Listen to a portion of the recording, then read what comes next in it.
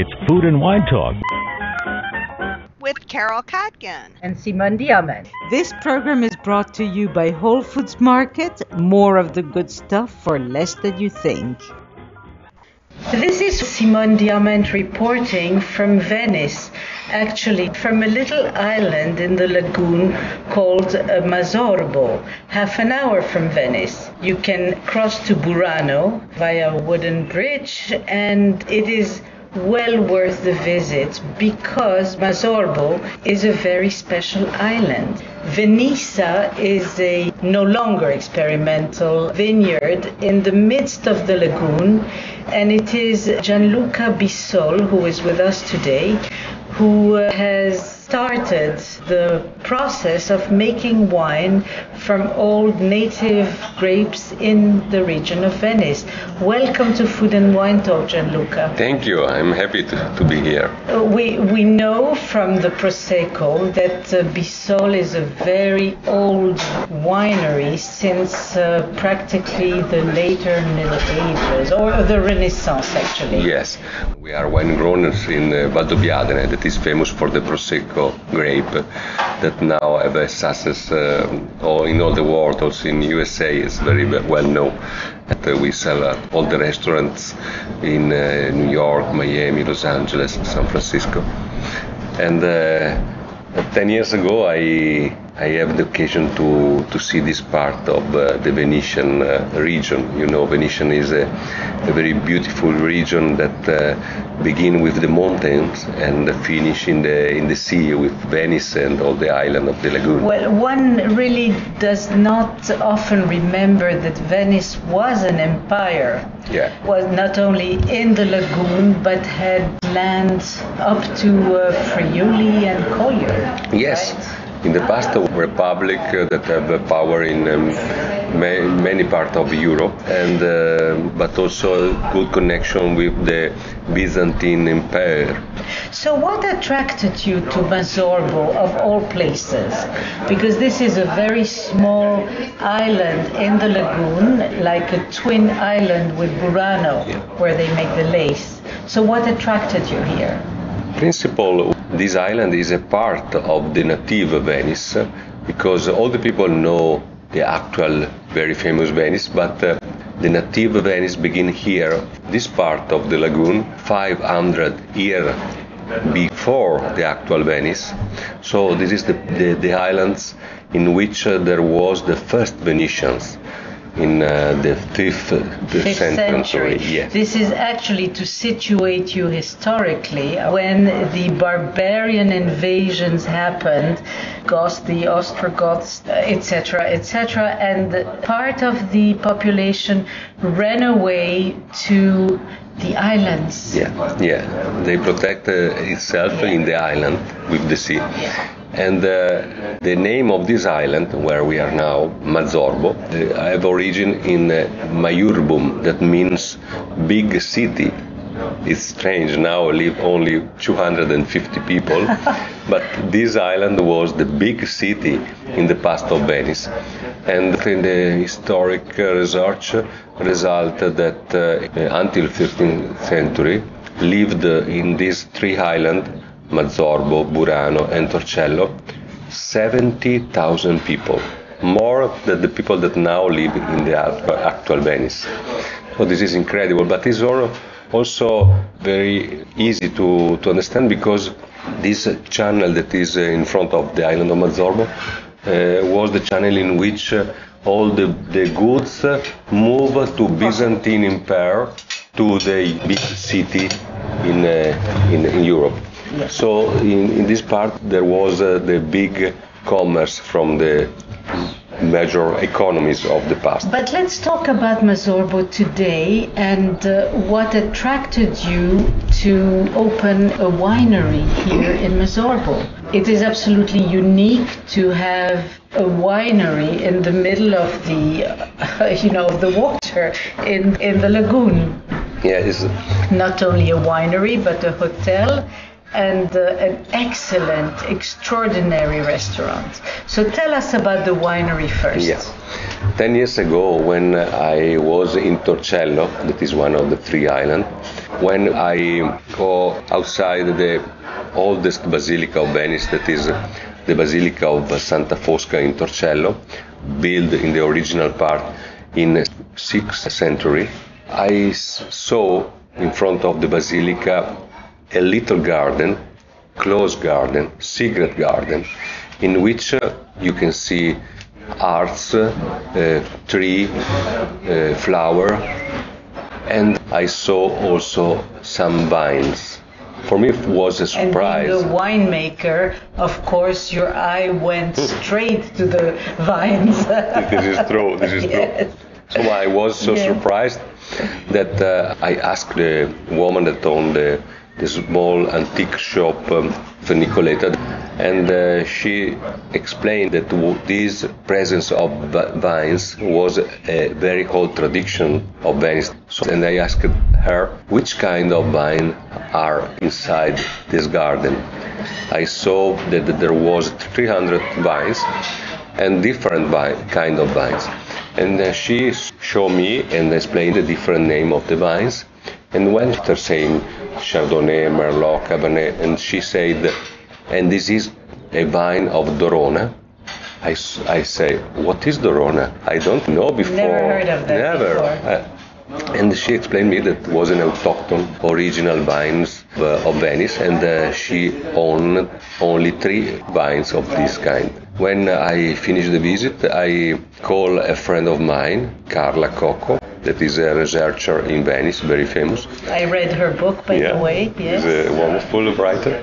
And she explained that in the past of Venice there was a lot of vineyard in the different parts of Venice, in island for the major part, but also in the city. For example, there is now a convent, San Francesco della Vigna, that is built in the 11th century into 5,000 meters of vineyard. And also under the Harris Bar there was in 12th century a vineyard. So in this research result also that Dorona was really an autochthon and original vine of Venice. So you have here 2 hectares of Dorona. In Venissa there are 2 hectares of land, and in 1 hectare I plant the Dorona in 2004. So this is an enclosed vineyard, sort of a clos as they would say in French, with 1 hectare planted with Dorona grape. What are the characteristics of Dorona? Dorona is a very interesting vine because give the wine a big range of flavor, from the vegetable flowers to fruity flower, but also wood flower. Very strange also if we don't use the wood for the fermentation, we use only the glass. But have a big range of flower, and also the palate have an interesting body. So your first year was 2010 was the first harvest. So I understand that you worked with a very important wine consultant from Tuscany, Roberto Cipresso, and you actually combined his knowledge of high-quality red wine with your knowledge of high-quality white wines. Yes. To create a wine that is absolutely unique. And it is unique in many senses, not only because of the grape itself. Dorona, after all, has not been used in over 600 years, but in the vinification of this wine. So tell us about it. Because this is an island in the lagoon, and you have no caves, you have no winery per se here. So you harvest the Dorona grape in September? In September, yes. Yes.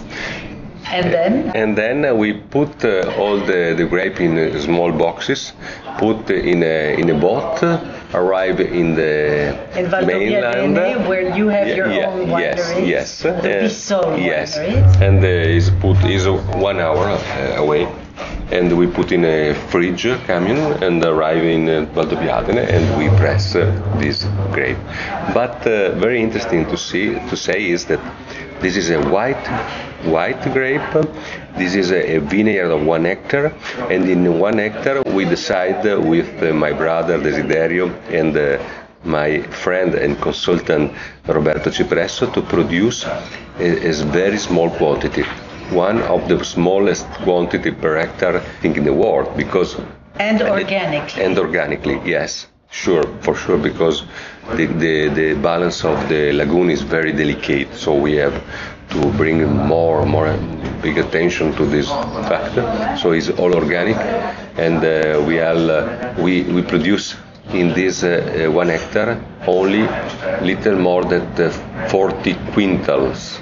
In hectoliter is 26 hectoliters, and in bottle is 4,800 bottle of half liter, not normal bottle, half liter. Talking of the bottles, they are very special. I think they're blown in Murano. Yes, they are a true gold label. That is a long tradition in Venice, 7th century, in which this family produced the small, thin gold paper by hand, and in Murano is fused in the glass, and write the name of the wine in each bottle in the glass with the number of the bottle. So this is really a collectioner's item, and when you pour the wine, it is as gold as the label. It is extraordinary. Yes, because after the harvest we have the fermentation with kin and juice together for 1 month. So bring a lot of color from the skin, but also the tannins and also the extract. And so it's a very full body white wine. And then it is aged in glass. Yes. In glass jars. Jars, yes, because this is like the cognac would be. Yeah, because the tradition in Venice was to use the glass also for the fermentation, and also because the glass, I think, is the most aseptic way to ferment the wine, because wood give the flavor of wood in the wine. A little bit also the still leave something. It's not big, but something happens. The glass is the unique method. And how long do you age it in the glass before you bottle it? It's about 1 year and a half. A year and a half, yes. In glass. Then. In glass, yes. And after in the small bottle and the Magnum and the Cherbois. Well, this is not the only thing that is unique about this island, and the project is called Venissa. It is the restaurant and the hostel as well. We just had lunch here. Your chef, Paola Budel, is using, if I understand, only, but really only local ingredients from the lagoon, from the Veneto. Yeah, from the mainland of Veneto, because it's a very wonderful region where, what we say before, from the mountain to the sea, give a lot would of. Think that, you know, it could be a limited menu, but it is absolutely extraordinary. We just had a feast. Thank you. And also we rebuild the house to create 6 rooms. For the moment, only 6, but we are thinking about more rooms in the nearest house. In this island, you can build nothing. You have only to rebuild the old houses.